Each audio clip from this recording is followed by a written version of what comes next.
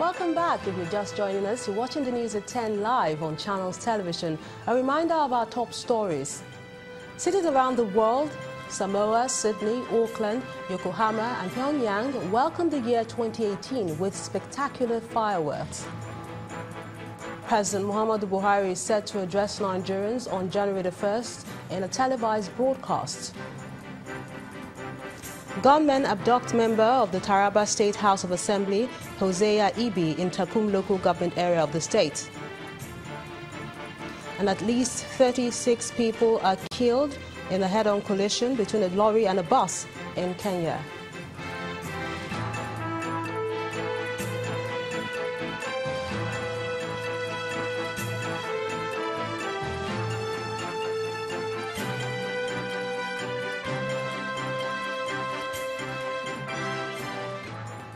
Top stories and others, please visit our website.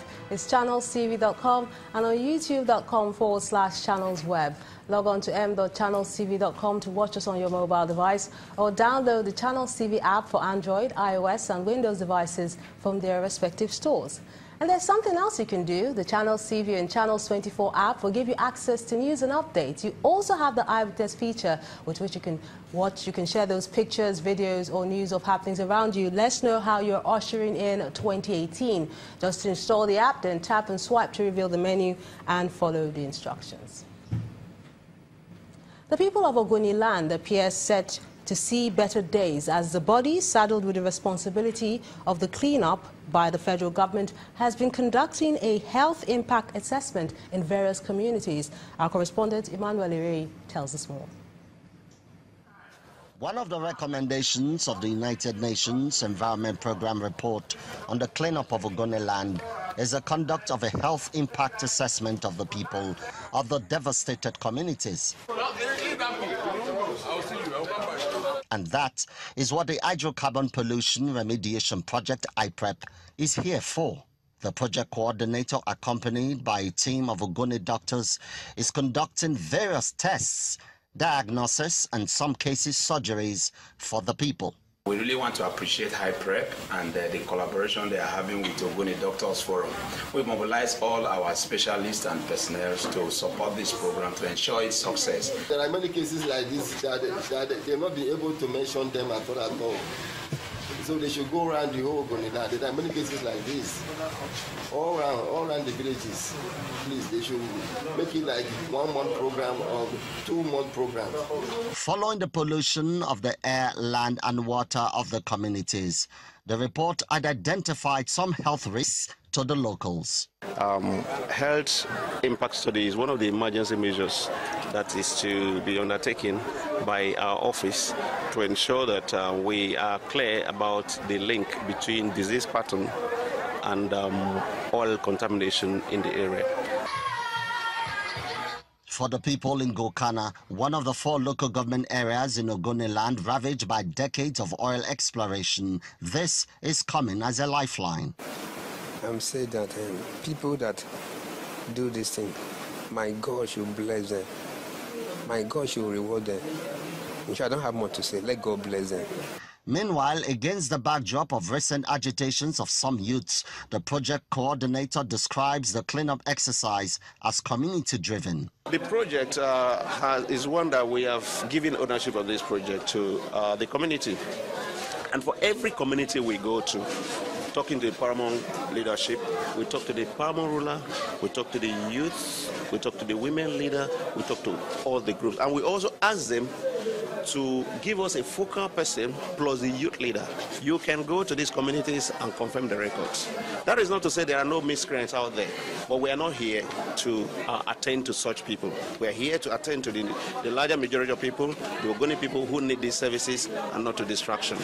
The health impact assessment in the communities, which is expected to produce documented findings with corresponding actions, is coming as part of activities towards the restoration of the livelihood of the people for the cleanup exercise with a lifespan of at least 30 years.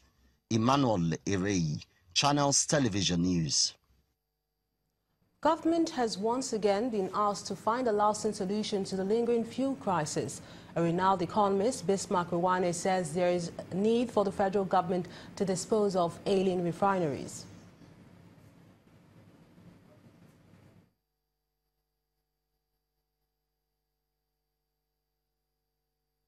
Playing around with these suboptimal solutions. Let us have solutions that will work. Companies do well and all of that, and the telecom sector is performing. People are investing in it. If we did the same things for petroleum refining, just like the LNG, which is a good, then we'll begin to see solutions. And for now, we have to accept that because there's hoarding, one. Two, because everybody's afraid. So people that normally fill their tank up to 25% are now filling 100%. The demand has more than doubled. It will take some time before the confidence will be restored and all of that. So it's part of the problem that we have, and it's a perennial problem, and we have to solve it with a broad solution, the way I see it. Sell off those refineries, encourage Dangote's refinery to fast forward, right? And then, more than anything else, have a pricing mechanism that works.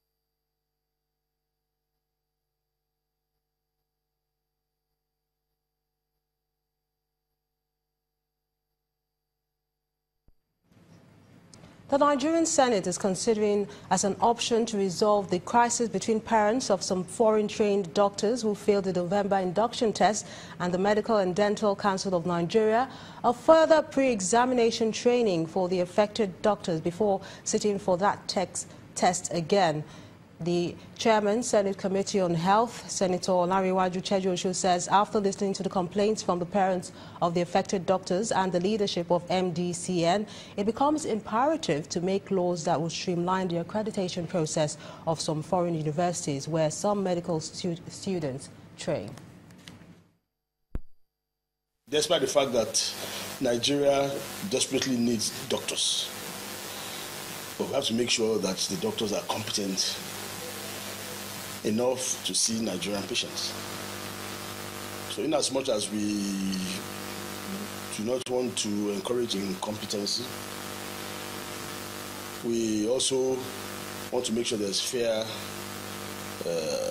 examination processes. So after listening to both sides, we realized that, first of all, the MDCN must go an extra mile in the accreditation process for universities outside Nigeria.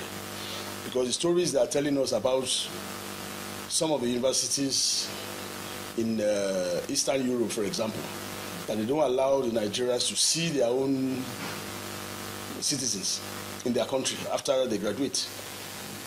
That they said some of them even practice on mannequin instead of live patients.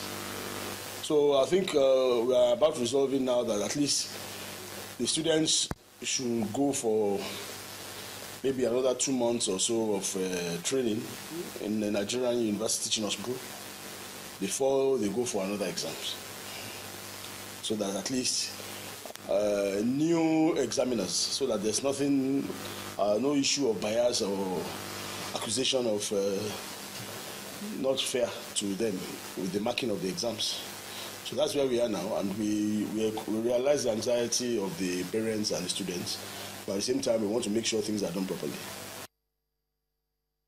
In the meantime, the Medical and Dental Council of Nigeria has described the continued criticism of its leadership by parents of some foreign-trained medical doctors who failed the November induction examination as unnecessary. In an exclusive interview with Channels Television in Abuja, the acting registrar of MDCN, Mr. Tajuddin Sanusi, insists that the council will not bow to pressure from parents and some section of the media.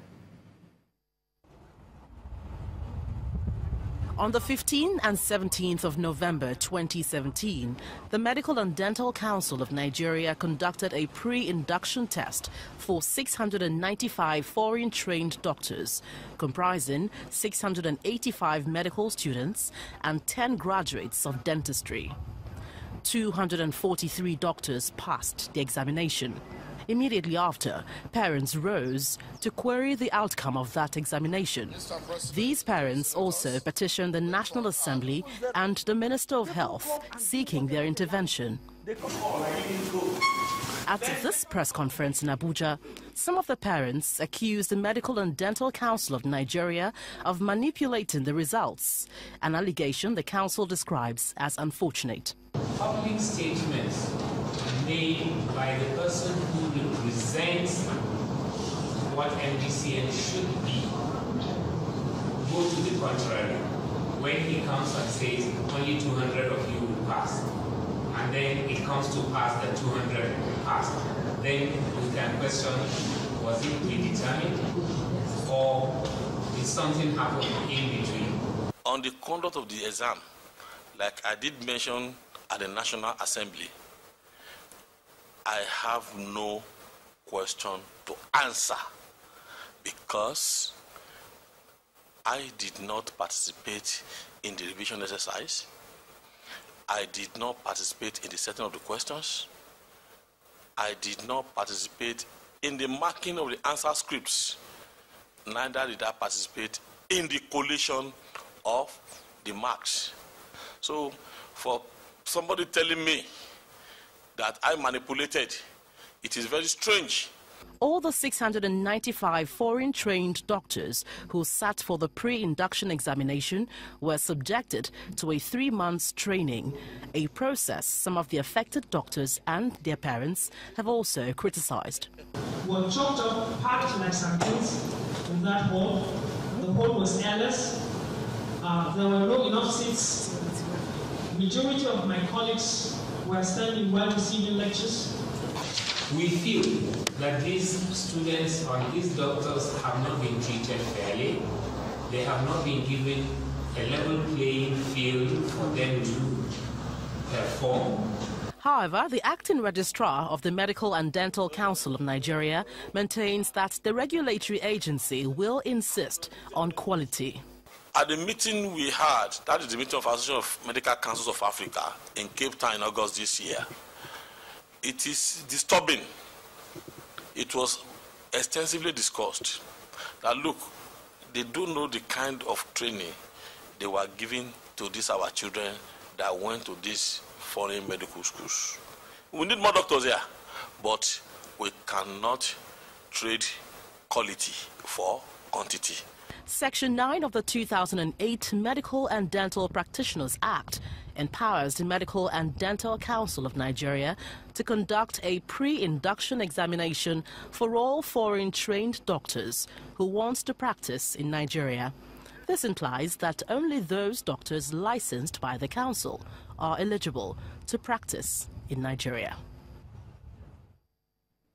When the news at 10 returns, our community report tonight looks at the lingering crisis between the people of Alaja and Obejo in Delta State over a boundary dispute. That's in a moment. Stay with us.